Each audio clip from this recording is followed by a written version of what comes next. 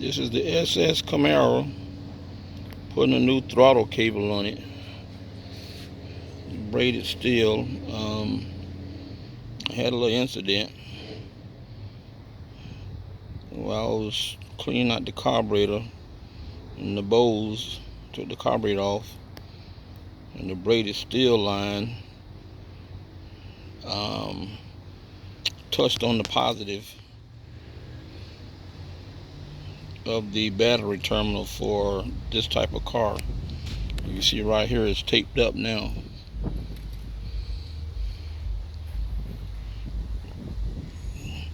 I went to roll the windows up, and the terminal was hot when I turned the battery on,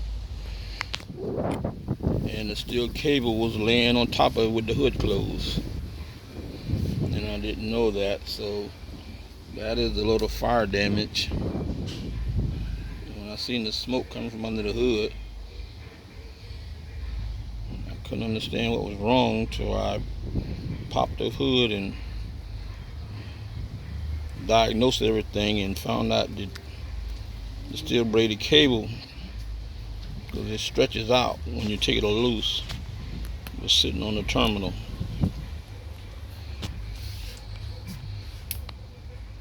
But this right here is a 406 small block that was built about 25 years ago. It's been sitting on the engine stand in the back of my mom's house about since 1990.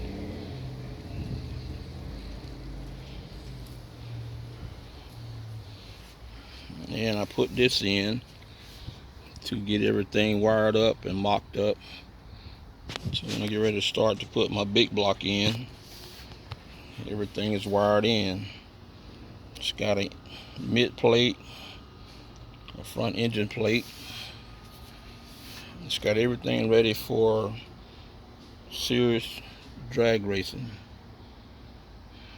The guy that did the work for me, he's a professional chassis builder, and he did a great job.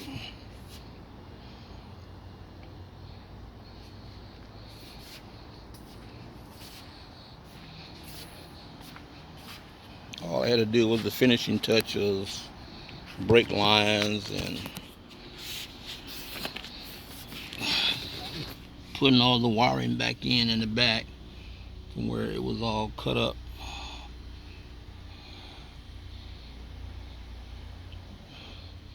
And I put all this carpet in,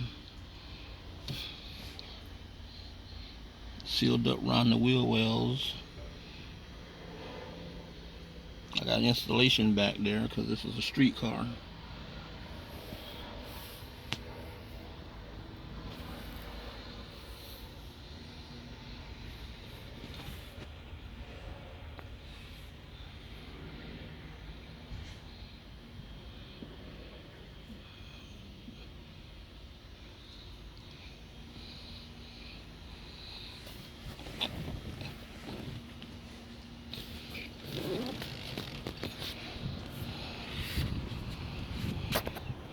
And he did everything, the roll cage, tied in the frame.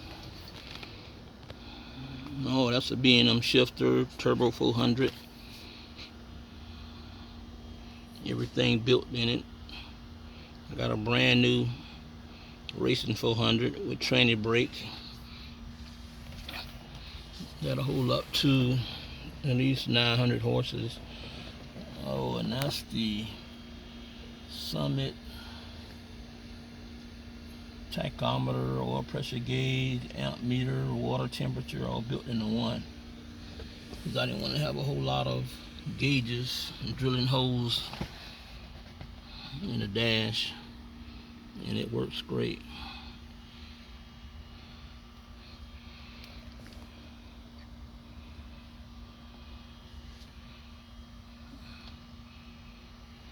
I mounted the shifter, everything that's in it, all the wiring I did myself.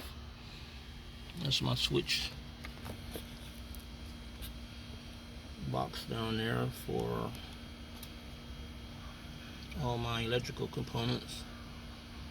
I put it down there because I didn't want to drill holes and tear up the dash, and that works perfect right there for a street car. If I ever start racing it serious, I'll probably move it somewhere where you can get to it a little better.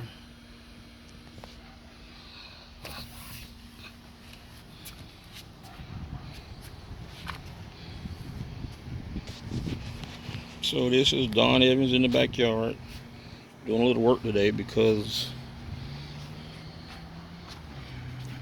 I haven't ran in a while. Had to go get me some 112 gas and put in it because that pump gas was not doing the job. That's why I had to take the carburetor off and clean it out. So we got some 112 now.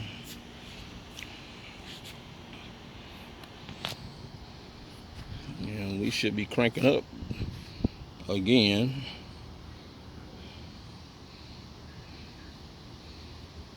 Yeah, and dealing with this motor plate, man, there was a lot of modifications I had to do.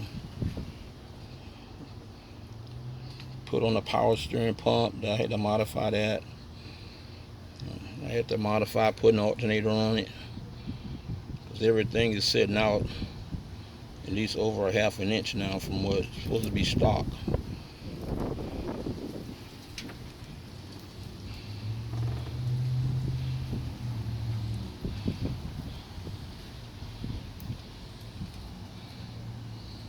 So thanks for watching. I'll give you some updates on it after I crank it up, and I'll probably start driving it. I done drove it already. Did some 60 feet burnouts in front of the house. So it's got tag and insurance on it. So if anybody catch me on the street and they think they can outrun it, just find me a spot for it, because it's got 456 gears in the back, stall converter, and it's a 406. And I really don't know how many horsepower I was putting out, but I have pretty good luck with motors, especially the combination with the cam, aluminum heads.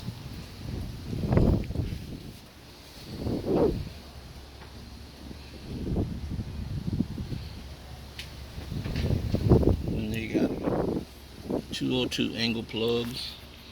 Let's see if you can see them. So one day I get it out on the streets, I want to test it out. It's got radials on the back, Hoosier radials, 33.5, 21 inches wide. So if you catch me out on the street, try me out. Alright, this is Don saying thanks for watching. Don in the backyard.